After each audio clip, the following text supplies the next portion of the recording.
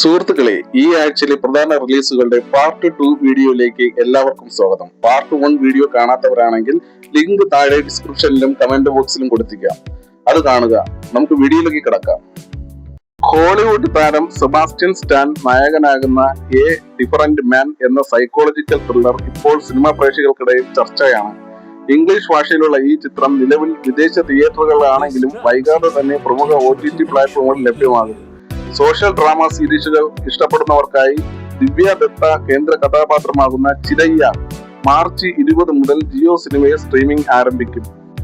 Disney സീനിയും Amanda സൈഫ്രൈഡും ഒന്നിക്കുന്ന psychological thriller the house made മറ്റൊരു പ്രധാന ചിത്രമാണ്. ഇംഗ്ലീഷ് ഭാഷയിലുള്ള ഈ ചിത്രം Indian Amazon prime video, apple TV പ്ലാറ്റ്ഫോമുകളിൽ മ്ലേച്ഛൻ വരാനിരിക്കുന്ന ഒരു പ്രധാന ചിത്രമാണ്.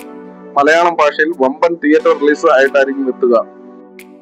പിന്നെ ഈ ആഴ്ചയിലെ ഏറ്റവും വലിയ OTT റിലീസുകളിൽ ഒന്നാണ് കാസർഗോഡ് എംബസി. C5 ഒറിജിനലായി എത്തുന്ന ഈ ചിത്രം മാർച്ച് 20-ന് C5 പ്ലാറ്റ്ഫോമിൽ സ്ട്രീമിംഗ് ആരംഭിക്കും.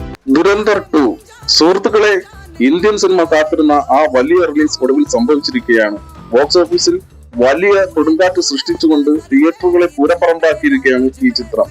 സിനിമ റിലീസ് ചെയ്യുന്നതിന് മുമ്പ് തന്നെ 7 പ്രിവ്യൂ ഷോകളിൽ നിന്നും 75 കോടി രൂപയ്ക്ക് മുകളിൽ ആഗോളതലത്തിൽ സ്വന്തമാക്കിയിരിക്കുകയാണ്.